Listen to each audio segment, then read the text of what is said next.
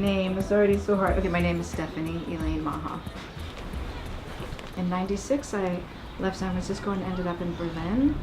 And for a 2 or 3 year period, I just discovered that city. But not only the city, Kastanienallee 77, which was K77, which was a group of artists who squatted a house and lived there, and that was very inspiring to me. But at the same time that I met those people, the people that were finished rebuilding the house, decided to find a place in the countryside, and they found this place, which is Stolzenhagen.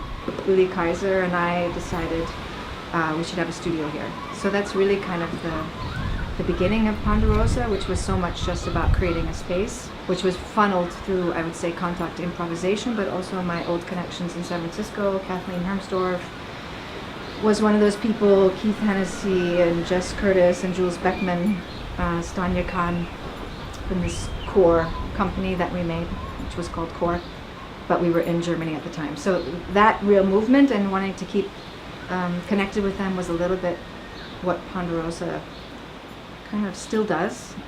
We are located in Germany, in the area of Brandenburg, in the district of Barnim, in the village of Stolzenhagen. Auf ein Gut, which is Gut Stolzenhagen, was a running, they called them LPG, an enormous farm that ran the agricultural farming for many villages. So we are located on an old farm. We are located in a cul-de-sac village also, the village ends here. We are located on the edge of the national park, dividing Germany and Poland. We are located about 20 minutes from Poland and 20 minutes from the Oder River. Ponderosa offers workshops, slight retreat where you could come for a weekend, take a sauna, have a private room. It offers a place for groups to gather and work. It offers several different studio spaces. It offers a beautiful little library.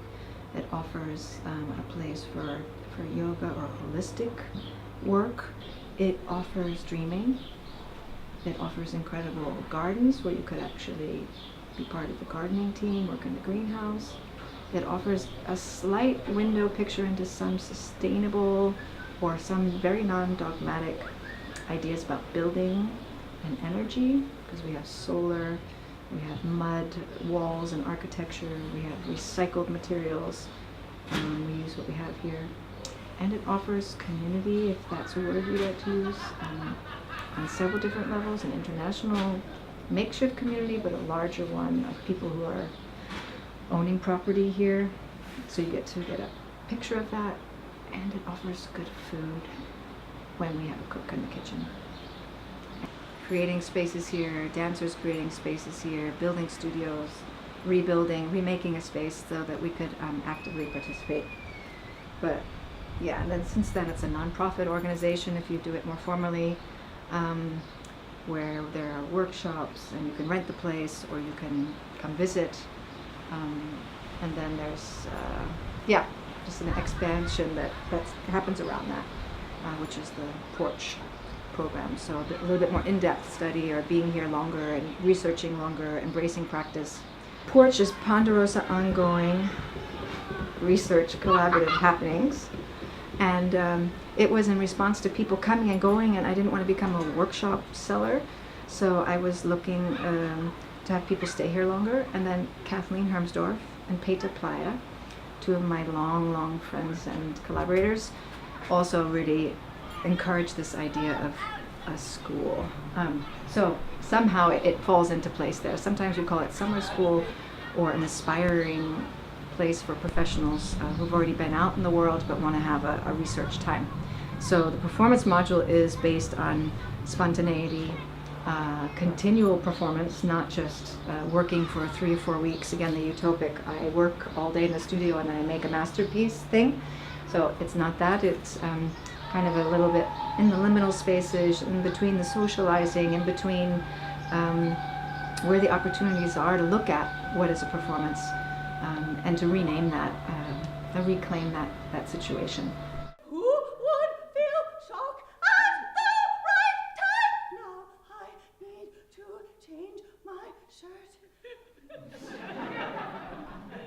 So I feel like that continual encouragement not to overload and systemize or make a content that's only this. I throw out really broad, huge topics that are overwhelming for some people, like church or witch camp. We're in church camp after witch camp, bitch camp. And I don't even try to encourage people before they come, oh, please think about what you might want to do, or filter your work through this theme if you could. I just go, this is the conversation, and people might even dump it a little bit and not know how to respond to it. So I feel like the work with the body has been central in the people that are teaching and sharing their work. It is that. I'm gravitated towards that. I have the possibility and the resource to gather. That's crazy. It's really exciting.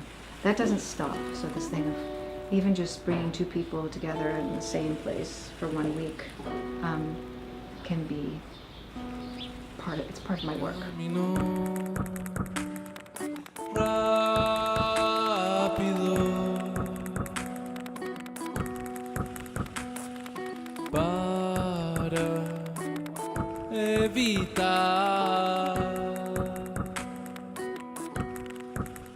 Sentirme de cualquier